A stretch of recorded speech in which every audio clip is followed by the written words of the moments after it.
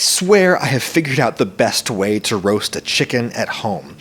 The problem with whole chicken is that the white meat up here is best when it's just barely cooked through.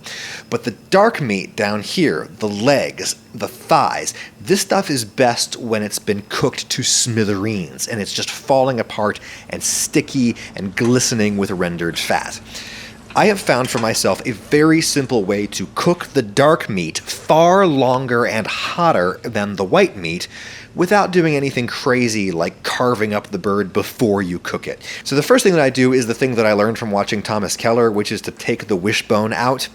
Right up where the neck used to be, you just trace around the wishbone with your knife, and then you dig in with your fingers and pull it out. This wishbone was broken before I got to it. That is common, I find, with grocery store chickens. Wishbone is often broken, so it came out in 2 pieces instead of 1. That's fine. Taking the wishbone out now makes carving a lot easier later.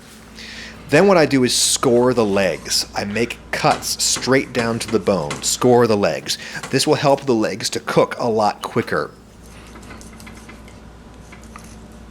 And I score the thighs once or twice too. I stuff some aromatics up the chicken. I stuff some onion up there, some lemon, rosemary, garlic.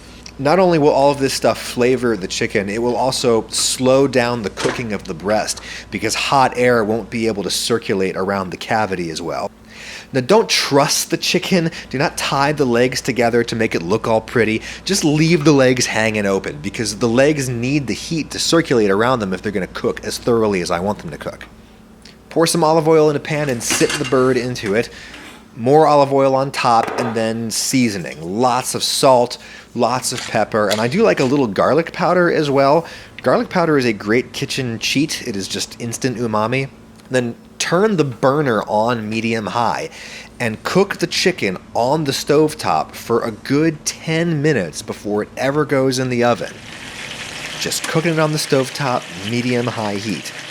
When you do this, the heat barely reaches the breast because the breast is up in the air. It's not against the pan. Well, actually, the one part of the breast that does touch the pan is that super thick part up by the head that always takes a lot longer to cook than the rest of the breast, so it's fine that that's getting a head start here.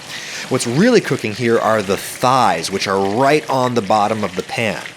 The thick part of the legs, too, you can see here, they are starting to turn opaque where they're up against the pan. When you see the heat creeping up the thick part of the breast like this, that's when it's time to throw the pan into a 400-degree oven, 400 Fahrenheit. Now, this chicken needed about an hour before the breast came to a temperature of 160 Fahrenheit, which is what you want. It's going to go up 5 more degrees while it rests. The dark meat at this stage is surely much hotter, which is what I want. I want it cooked until it falls apart. If you have a convection oven, you're going to get a much prettier, much more even brown color than what I've got here, and it'll cook quicker as well. I really wish that I had a convection oven, but I don't. Anyway, now you rest the chicken for a long time. Rest it for at least a half an hour. This is my roasting pan with the rendered fat and the juice and all of the aromatics that I stuffed into the cavity. I will use this to make gravy. I make a roux with the fat. Very tasty. Very nice. Now we will carve it.